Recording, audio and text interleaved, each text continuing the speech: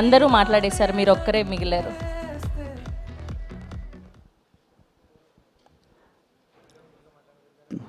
పరాన్న జీవితం గడుపుతూ పైశాచిక ఆనందం పొందుతూ నెగిటివ్ రివ్యూ రాసేవాళ్ళు, వినోదాన్ని ఎలా రాయాలో తెలియక విషయం తెలియక విషం కక్కేవాళ్ళు, వాళ్ళు సృష్టించే భావ దారిద్ర్యపు బాలారిష్టాల్ని దాటుకుని బాక్స్ ఆఫీస్ని బద్దలుగొట్టి విజయ శిఖరం వైపు అడుగులు వేస్తున్న మా పెద్ది బృందాన్ని అభినందించడానికి వచ్చిన ప్రతి ఒక్కరికి నా నమస్కారాలు. బుచ్చిబాబు గారు పెద్ది పాత్రని చిత్రీకరించి ఇస్తే ఆ శిల్పం ఎలా ఉండాలి అన్న దాన్ని జీర్ణించుకుని తనే రాయిగా,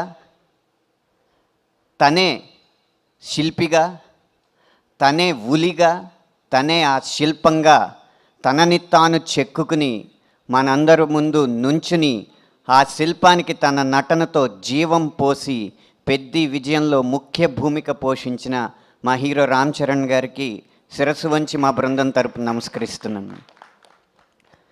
శరీరం అంత రాయిలా ఉన్నా ఆయన మనసు మాత్రం వెన్న.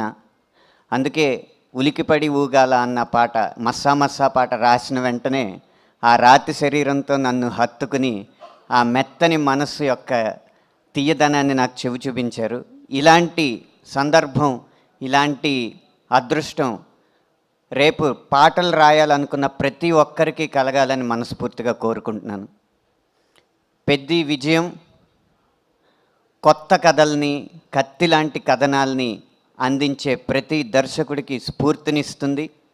అలాగే ఎప్పుడు డ్యూయెట్లు, ఎప్పుడు అయ్యే పాటలు రాసే మాలాంటి వాళ్ళకి కొత్త సన్నివేశాలను అందించి వాటిని కూడా వందల మిలియన్ల పాటలుగా తీర్చిదిద్దచ్చు అన్న ప్రేరణ ఇస్తుంది. కాబట్టి ఇలాంటి సినిమాలు మరింత విజయవంతమై మాలాంటి సాంకేతిక నిపుణులకి, నటులకి ఇంకా స్ఫూర్తినివ్వాలని మనస్ఫూర్తిగా కోరుకుంటూ విరమిస్తున్నాను. Thank you Anant Shri.